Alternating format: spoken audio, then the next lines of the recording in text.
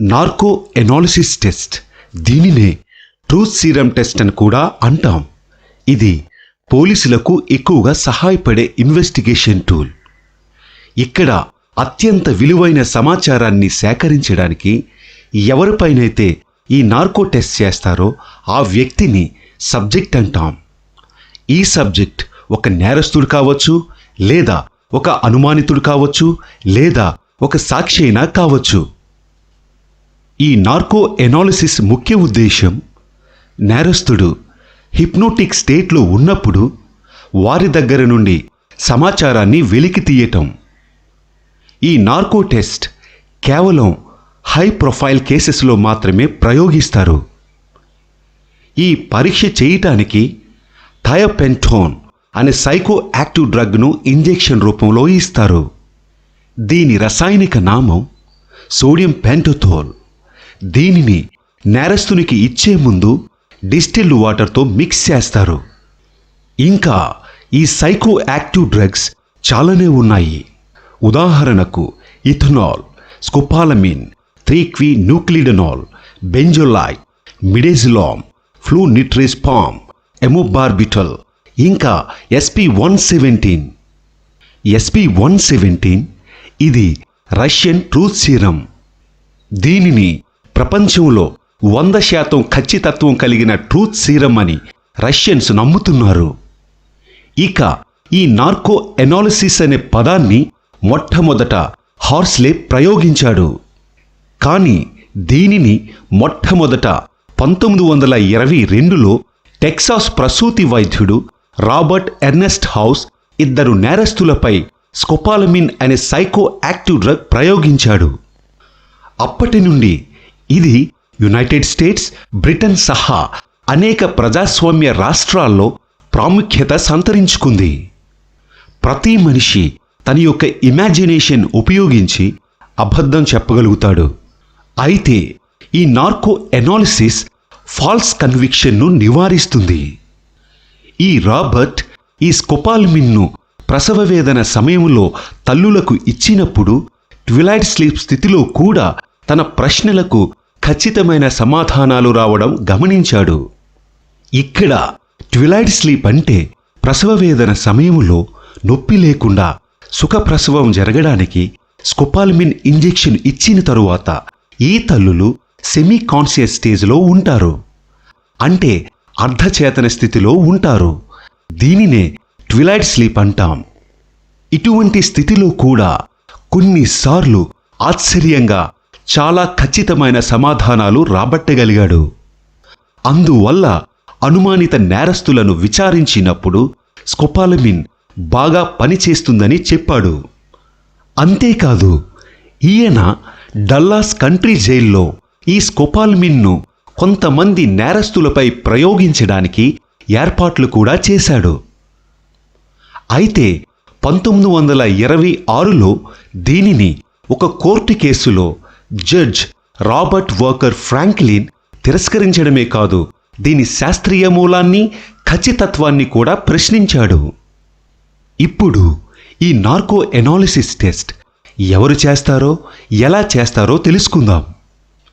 ఈ narco analysis నేరస్తులపై ప్రయోగించాలంటే ఒక నియంత్రిత పరిస్థితులున్న ప్రయోగశాలలో నిపుణుల పర్యవేక్షణలో సోడియం పెంటథోల్ లేదా సోడియం అమిటోల్ లేదా స్కోపాలమిన్ లాంటి హిప్నోటిక్స్ ఉపయోగిస్తారు. ఈ హిప్నోటిక్స్ మోతాదు ఆ వ్యక్తి యొక్క లింగం, వయస్సు, ఆరోగ్యం మరియు శారీరక పరిస్థితిపై ఆధారపడి ఉంటుంది. వీటినే ట్రూత్ సీరం అని కూడా అంటాం. ఈ పరీక్షలో సబ్జెక్టుకు ట్రూత్ సీరం ఇచ్చిన తరువాత హిప్నోటైజ్ చేస్తారు. ఈ స్థితిలో ఆ సబ్జెక్ట్ స్వంతంగా తను అనుకున్నది మాట్లాడే స్థితిలో ఉండడు. కానీ కొన్ని సూచనలు ఇచ్చిన తరువాత పర్టిక్యులర్గా సింపుల్ క్వశ్చన్స్కు మాత్రమే సమాధానాలు చెప్పగలడు. ఇంకా ఈ సీరం ఇవ్వబడిన తరువాత సెమీ కాన్షియస్ స్టేజ్లో ఆ సబ్జెక్ట్ యొక్క ఇమాజినేషన్ తటస్థీకరించబడుతుంది. అందువల్ల అబద్ధం చెప్పడానికి చాలా తక్కువ ఆస్కారం ఉంటుంది. ఈ నార్కో ఎనాలిసిస్లో ఉపయోగించే సోడియం పెంటథోల్ ఒక అల్ట్రా షార్ట్ యాక్టింగ్ బార్బిటూరేట్, అంటే కొద్ది నిమిషాల పాటు గాఢ నిద్ర కలిగించే ఒక రసాయనం. ఇది గుండె కొట్టుకునే రేటును నెమ్మదింపచేస్తుంది, రక్తపోటును తగ్గిస్తుంది, ఇంకా మెదడు మరియు వెన్నుపాము కార్యకలాపాలను నిరోధిస్తుంది. ఈ పరీక్షలో ఈ సబ్జెక్ట్ ఆందోళనకరమైన విషయాలు, బాధాకరమైన జ్ఞాపకాలు కూడా స్వేచ్ఛగా ఎక్స్ప్రెస్ చేయగలడు. ఇంకా అర్థమయ్యేటట్టు చెప్పాలంటే, ఆల్కహాల్ సేవించిన వ్యక్తులను తీసుకుంటే సెమీ కాన్షియస్ స్టేజ్లో ఉన్నప్పుడు తమ రహస్యాలను బయటకు చెప్పేస్తుంటారు.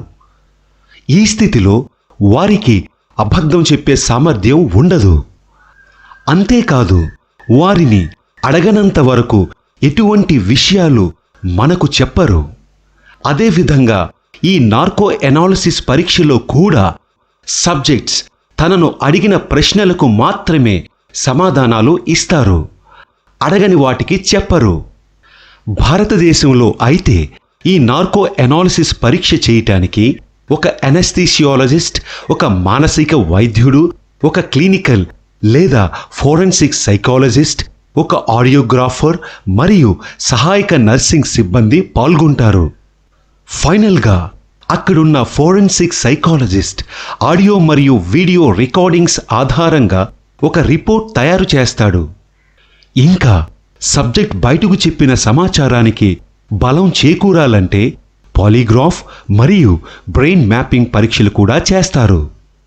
అంతేకాదు, ఈ నార్కో ఎనాలిసిస్ పరీక్షకు ఆ సబ్జెక్ట్ ఒప్పుకోవాలి. ఆ సబ్జెక్ట్ సమ్మతం లేకుండా ఈ నార్కో టెస్ట్ చేయటం చట్ట ప్రకారం నేరం. మన భారతదేశంలో సిబిఐ మొట్టమొదటిసారిగా 2008 నవంబర్ 26న ముంబై అటాక్స్కి కారణమైన లష్కరే తాయిబా టెర్రరిస్టు గ్రూపునకు చెందిన పాకిస్తానీ మిలిటెంట్ అజ్మల్ కసాబ్పై ప్రయోగించారు. చివరిగా ఇతనికి 2010 మే 6వ తేదీన ఉరిశిక్ష విధించారు. ఇక ఆ తరువాత 2008లో ఆరుషి హెమ్రాజ్ మర్డర్ కేసులో ప్రధాన అనుమానితుడు, సాక్షి అయిన కృష్ణపై ప్రయోగించారు. ఈ పరీక్ష మొత్తం చేయటానికి 1 గంట నుండి 3 గంటల వరకు పడుతుంది. మెడికేషన్ ఆపిన 15 నిమిషాలలో నిందితుడు స్పృహలోనికి వచ్చి 2 గంటల్లో ఇంటికి వెళ్ళవచ్చు. ఇక ఈ నార్కో ఎనాలిసిస్ ద్వారా నేరస్తుల నుండి చాలా కాన్ఫిడెన్షియల్ సమాచారాన్ని సేకరించగల పరిస్థితులున్నప్పటికీ ప్రతిసారి కోర్టులు దీనికి అనుమతులివ్వవు. కారణమేంటో ఇప్పుడు తెలుసుకుందాం.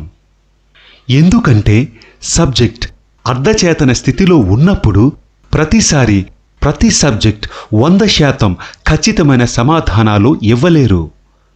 ఇంకా ఈ సబ్జెక్ట్ ఈ నార్కో ఎనాలిసిస్ పరీక్షలో చాలాసార్లు తప్పుడు సమాచారాన్ని ఇచ్చినట్టు పరిశోధనలో తేలింది.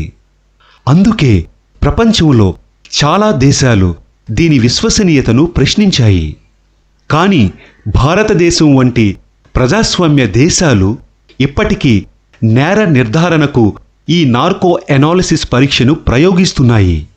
అయితే 100% దీనికి విశ్వసనీయత లేకపోవడం వల్ల చాలా అభివృద్ధి చెందిన మరియు ప్రజాస్వామ్య దేశాలలో దీనిని అనుమతించడం లేదు. వాస్తవానికి ఈ నార్కో ఎనాలిసిస్ ద్వారా సెమీ కాన్షియస్లో ఉన్న వ్యక్తి చెప్పిన విషయాలకు ఎటువంటి చట్టపరమైన ప్రామాణికత లేదు. అయినా కోర్టు కొన్ని ప్రత్యేక పరిస్థితుల్లో అనుమతి ఇస్తుంది.